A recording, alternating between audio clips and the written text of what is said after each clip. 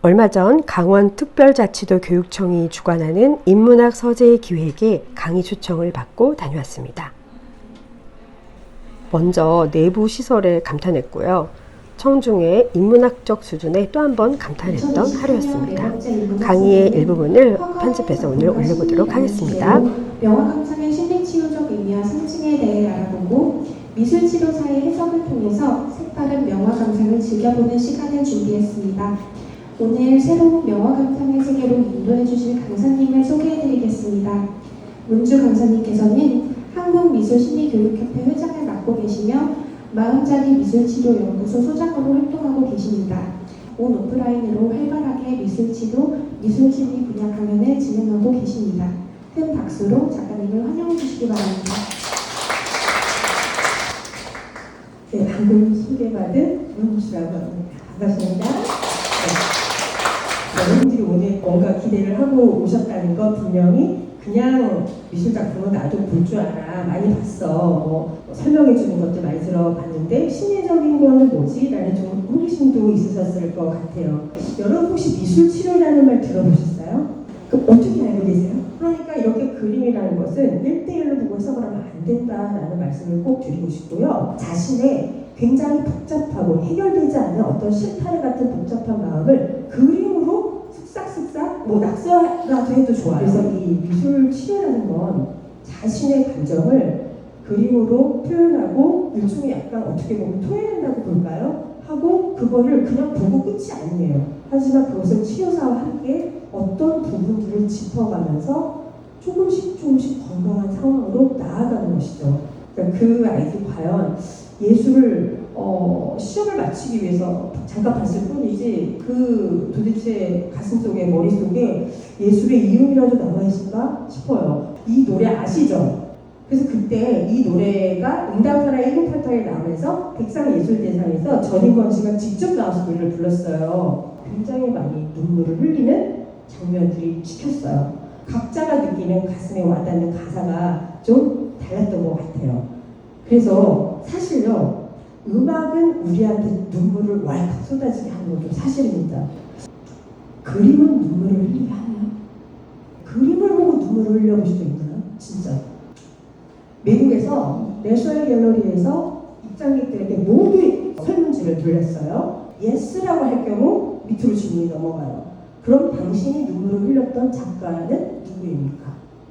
그런데 마크 로스코가 70%를 차지했어요. 굉장히 크죠? 그러니까 아마 지금 제가 서 있다고 치면 이 슬라이드 화면만 한 것 같아요. 그렇죠? 그런데 색 덩어리처럼 보일 거예요. 여러분 눈에는. 그리고 이해가 안 가실 거예요.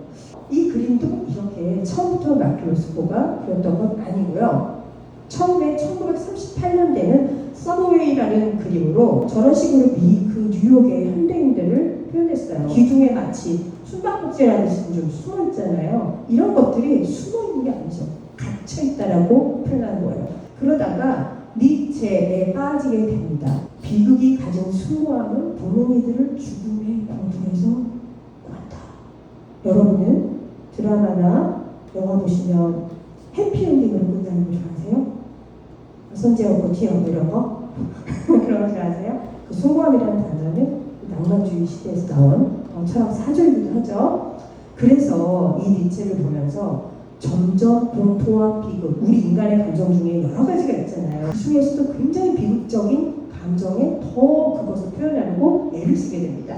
형태가 저렇게 바뀌기 시작하면서 전쟁을 경험하게 되죠. 내가 인간의 근본적인 감정을 그들에게 전달했기 때문이다. 내 작품을 보고 있는 건 내 전달을 제대로 받은 거다. 이렇게 얘기를 했습니다. 자, 그래서 사실 여기까지는 오늘 이제 예고편이에요. 예고편이고요. 자, 본격적으로 화가와 화가의 이제 삶과 그 그림에서 우리가 심리를 좀 보도록 할게요. 이 여자는 누군지 아시는 분? 네, 맞습니다. 프리다 칼러예요. 프리다 칼러는 또 공산주의자이면서 초현실주의다. 이렇게 얘기했고요. 의미 있는 이슈라고는 루브르에 입성한 최초의 중남 여성이다. 이 정도입니다. 그런 상황이 생겨서 평생을 저렇게 이제 고통과 싸우기 시작하는 정말 팔자에도 없는 교통사고 공포를 당하게 되죠. 그래서 아버지가 얼마나 필다를 아꼈어요. 얼마나 가슴이 아프겠습니까? 사실 무릎 밑으로 잘라냈다고 해요. 그러니까 휠체어를 탔겠죠. 그리고 휠체어를 타고 다리 하나가 없으니 어떻겠어요.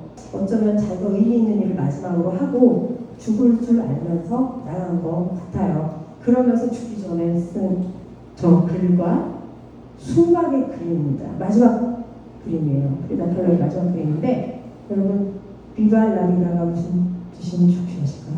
비발라비다 맞죠? 그 비발라비다가 인생이여 만세 이런 뜻이에요. 이렇게 치료사 입장에서 보면 이 수박의 그림이 의미하는 바가 너무 커요. 어쩌면 최후의 그림인 줄 알고 있지 않았나 그런 생각이 좀 듭니다. 나중에 이렇게 얘기를 했다고 해요. 그냥 있는 그대로 다 자기를 그렸잖아요. 그러니까 자기는 현실주의자가 아니라는 거예요. 현실주의자고 또 내 인생에 큰 두 번의 사건이 있었는데 첫 번째는 교통사고였고 두 번째는 진상을 만난 것이다.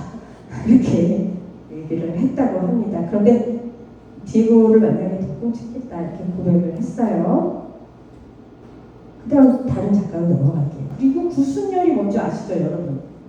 갈라지는 거. 그래서 오히려 이 루이스는 그림을 잘 그렸기 때문에 그걸 그려주면 엄청 좋아했다고 해요. 그리고 돈을 많이 주니까. 그걸 그리는 게 훨씬 더 수익이 나왔던 거예요. 그래서 온갖 부잣집 마나님의 사랑스러운 양양이들을 그려주면서 그걸로 생계를 유지하고 동생들을 공부시키게 해요. 가정교사하고 큰오빠하고 눈이 맞은 거예요. 그래서 그 유언을 받아들여요. 얼마나 정성을 들여서 그런지 아시겠죠? 저 하나 막 정성이 느껴지지 않나요? 150마리를 그렸다고 생각을 해보세요. 그죠? 병원에 입원하고 나서도 역시 루이스 웨인은 고양이를 너무 사랑했기 때문에 그리고 자기 와이프가 사랑했던 고양이가 있을 거 아니에요? 원래도 좋아했지만 그래서 계속 꾸준히 그림을 그려요. 병원에 입원했을 때도 죽기 얼마 전에 그렸던 그림이에요.